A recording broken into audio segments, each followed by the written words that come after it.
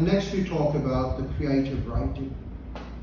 Creative writing is the part of composition, in fact, and we also call it independent composition. In independent compositions, we have got narrative essays, the stories of course.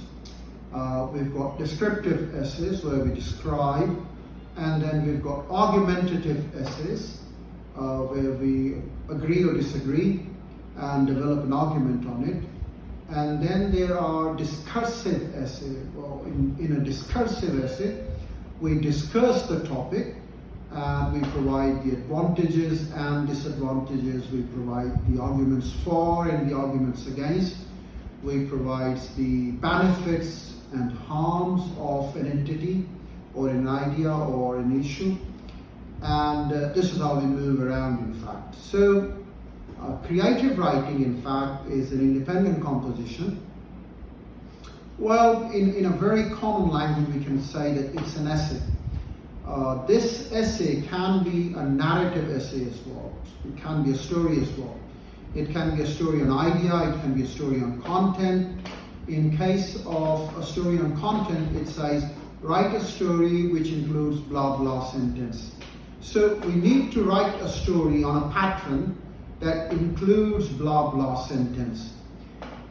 And the story has to go along with that specific sentence, with that specific situation as mentioned over there in the inclusion of that specific sentence. We call it a story on content. And then the other one is, of course, a story on idea. In case of story on idea, we have an idea that we write a story on it. And when we prepare ourselves to write a story, we have got a working on narrative. And our working on narrative has got 4 steps. Number 1 is that of brainstorming. First of all, whatever the questionnaire we have, whatever the statement we have, whatever the requirement we have, whatever the text we have, we do a brainstorming on it. So we actually understand what is the requirement of the task. Having had brainstormed, we come to know about the vocabulary needed over there, we come to know about the situation required over there, and in fact it opens our mind in the different provisions, in the different directions, in the different possibilities that we can compose any of the stories on it. And then we go for a plot. A plot, in fact, is a short story. This is more of a conception. We conceive a story. We don't elaborate the whole of the story. We just provide a part of a story. In fact, we provide a short story, which in fact encompasses the whole of the story, and it gives us an idea that what kind of a story we are going to deliberate over there, compose over there. And then we provide a plan. What exactly is a plan? A plan is that what should be written in the first paragraph, what should be written in the second paragraph, what should be written in the third paragraph, what should be written in the fourth paragraph, and what should be written in the 5th paragraph. That's what we call the plan.